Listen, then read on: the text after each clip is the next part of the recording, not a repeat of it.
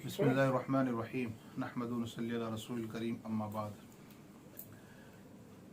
इस्लाम में इस्लामी चीज़ों पर किस तरह अमल किया जाता है, उसमें हमें उलमाओं का, हमारे बुज़ुर्गान दीन का क्या मामूल रहा है, उसको भी सामने रखना चाहिए।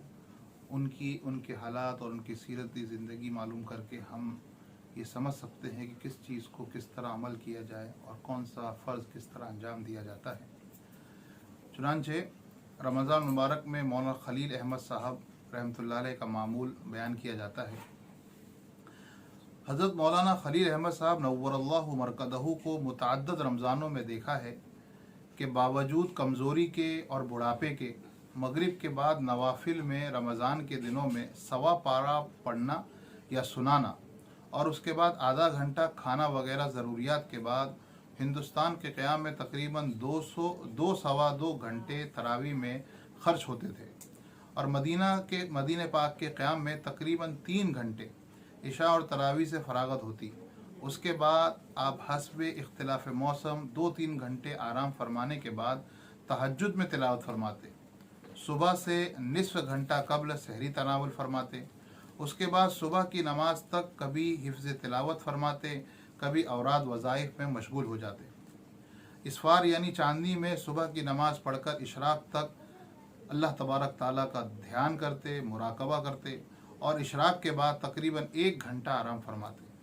उसके बाद तकरीबन 12 बजे तक और गर्मियों में 1 बजे तक बज़्लुल मजहूद जो हदीस की बड़ी किताब की शरह है लिखते रहते और डाक वगैरह मुलाहजा फरमाकर जवाब लिखते। उसके बाद ज़ोहर की नमाज तक आराम फरमाते और ज़ोहर से असर तक तिलावत फरमाते। असर से मगरिब तक तस्बीह में मशगूल रहते, हाज़रीन से बातचीत भी फरमाते। बज़्लुल मजहूद ख़त्म होने के बाद सुबह का कुछ हिस्सा तिलावत में और कुछ किताबें पढ़ने में। बज़्लुल मजहूद और वफ़ाउल वफ़ा ज़्यादातर उस वक्त ज़ेर नज़र रहती। ये उस पर था कि रमज़ान मुबारक में मामूलात का कोई ख़ास तग़य्युर न था। नवाफिल का ये मामूल दायमी था, यानी हमेशा था। नवाफिल मज़कूरा का तमाम साल भी एहतमाम रहता था, अलबत्ता रकातें लंबी हो जाती और रमज़ान मुबारक में उसकी लंबाई तिवालत में इजाफ़ा हो जाता था। वरना जिन अकाबिर के यहाँ रमज़ान के ख़ास मामूलात मुस्तकिल थे, उनका इत्तिबा तो हर शख्स का करना मुश्किल है। हज़रत अक़दस मौलाना शेखुल हिंद रहमतुल्लाह अलैह तरावी के बाद से सुबह की नमाज तक रमज़ान में नवाफिल में मशगूल रहते और यके बाद दीगरे अलग अलग हाफिज़ कलाम मजीद सुनते रहते। हज़रत मौलाना शाह अब्दुर रहीम रायपुरी रहमतुल्लाह अलैह के यहाँ तो रमज़ान का महीना दिन और रात तिलावत ही का होता। उसमें डाक भी बंद और मुलाकात भी ज़रा भी गवारा न की जाती। बाज़ मखसूस खुद्दाम को सिर्फ इतनी इजाज़त होती कि तरावी के बाद जितनी देर हज़रत सादी चाय के 1-2 कप पीते उतनी देर हाजिर खिदमत हो जाया करें।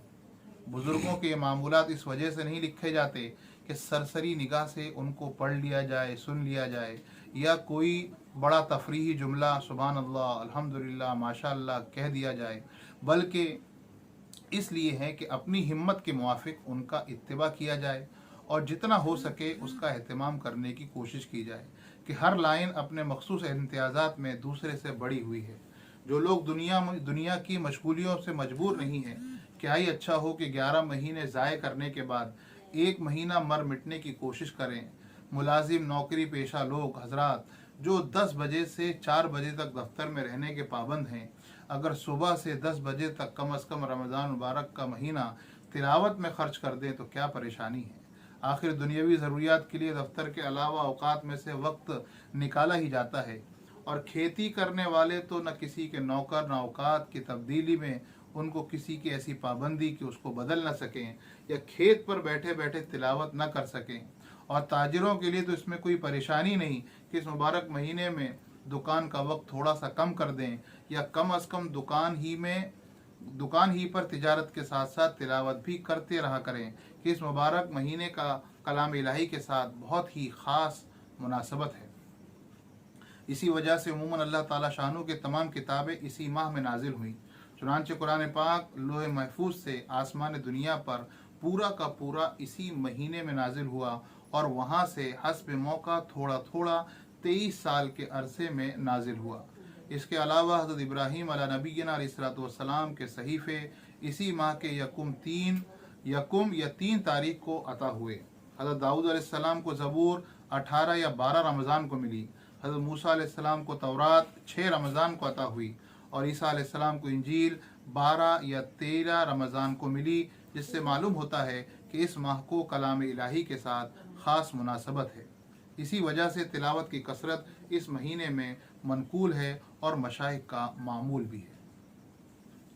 اللہ تعالی ہم سب کو رمضان کے مہینے میں تلاوت قرآن کو خوب سے خوب پڑھنے کی، اہتمام کرنے کی توفیق عطا فرمائے۔ سبحان اللہ و بحمدہ، سبحانک اللہم و بحمدک، ونشہد ان لا الہ الا انت، ونستغفرک ونتوب الیک۔ سبحان ربک رب العزۃ عما یصفون، وسلام علی المرسلین، والحمد للہ۔